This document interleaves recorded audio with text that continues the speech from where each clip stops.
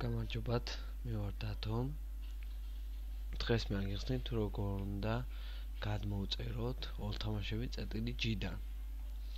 ასევე გაიკეთებთ ასე ვთქვათ ამ ინფორმაციის შესახებ, თუ რა ხდება ამ ინფორმაციის შესახებ. ანუ აღწერა გარკვეულად იცით რა ხდება ჟანრები, ყველაფერი იცით, ეხლა რა ხდება სისტემურ მოთხოვნილობებში, ეს აუცილებელია. ოპერატიული მეხსიერება ეს რომელ Windows-ზე მიდის, ყველა თამაშს აქვს ჩამონათვალი, პროცესორი რომელზე მიდის, ოპერატიული მეხსიერებაც რომელზე მიდის, ვიდეო კარტაც ასევე შესაბამისი უნდა კონდეს, ხარდამჭერი და თავისუფლად გიყვარდეს ეს ყველაფერი უნდა გადაამოწმოთ.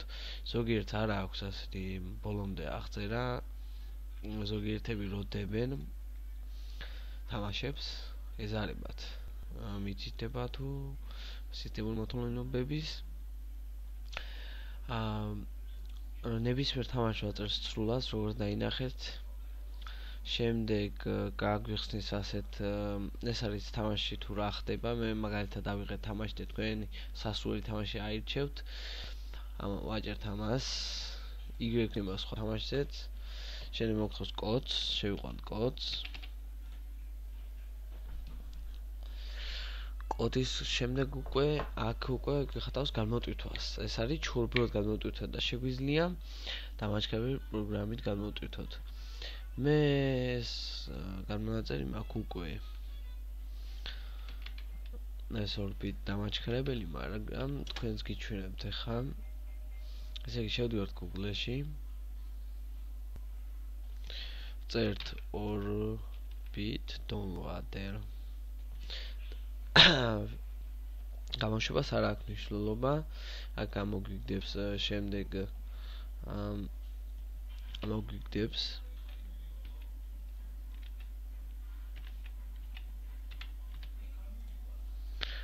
ამის შემდეგ უკვე მოგვიგდებს უკაცრავად პრობლემა მე კონს თხოთ თქვენ არ მოგთხოვთ რა თქმა უნდა. ამის შემდეგ აიხედავთ, გავიხსნა, ნებისმიერს ავირჩევთ და გადმოვწერთ. კარგი, ეხლა დავუბრუნდეთ ორ თამაშები G-ს. აქ ხედავთ რომ დამაჯგაველი პროგრამები წერია, ვაკოპირებთ Android Silks და შემდეგ Orbit download-ს ვთავთ.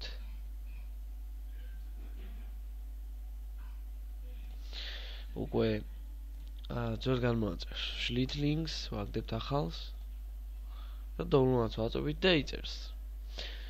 თუ არ გვაგიხსნა inactive-ში ჩააგდებს, ჯერ download-ში იქნება, ყველაფერს დაგიწერთ, თუ ამშვენია delete-ს მივცემთ და ასე შემდეგ და ასე შემდეგ. დღეისათვის სულ ეს იყო.